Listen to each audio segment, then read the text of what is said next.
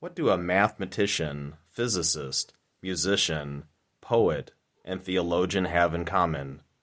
They all speak a complementary truth about the world, but from different vantage points.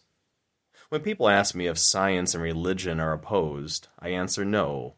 They are two types of knowledge staring at the same truth. It is like seeing creation with both eyes open. In the first reading, Moses predicted a prophet greater than himself would arise. Jesus was that prophet and more as the Son of God.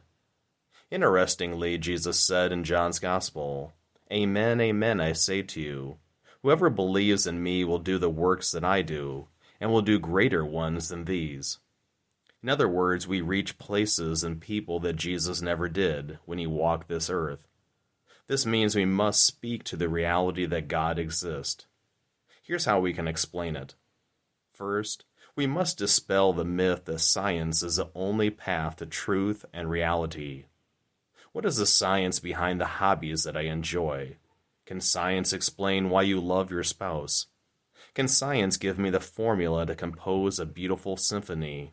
No. Science is limited to the material world that we can observe, measure, count, or dissect. Truths such as beauty, goodness, love, and thus God himself, cannot be reduced to empirical evidence. Second, if we were able to perform a laboratory experiment or test on God, then we would have some mastery or control over God. When Moses tried this by asking God's name in the burning bush, he was told, "I am," which was a polite way of saying it's none of your business, and your finite mind cannot load my infinite greatness into it. Pope Benedict commented, "The arrogance that would make God an object and impose laboratory conditions upon him is incapable of finding him, for it already implies that we deny God by placing ourselves above him." Third, the existence of God is not a hypothesis that we can test. He is a revealed truth.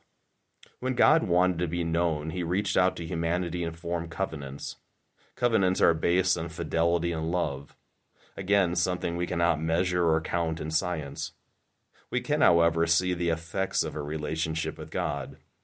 There is a certain joy and peace within the soul that walks with God. There is a higher purpose that drives them beyond to a goal beyond this world. There is a goodness within their actions. Fourth, we cannot prove scientifically that God does not exist. Why? Well, no search ever conclusively reveals the absence of an object. Absence of evidence is not evidence that something does not exist.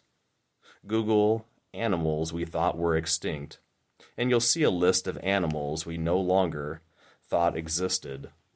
Lastly, we cannot depend solely on our five senses to detect what exists and what doesn't. I can't see electricity, cell phone signals, radiation, gravity, or dark matter. With advances in technology and knowledge, we have been able to interpret these. The Catholic sacraments translate God's invisible grace to appeal to our senses, with water, words, oils, and laying on of hands. There is another way, however, that we can use our reason to propose that God exists. St. Thomas Aquinas developed 5 ways or paths to understand God's existence.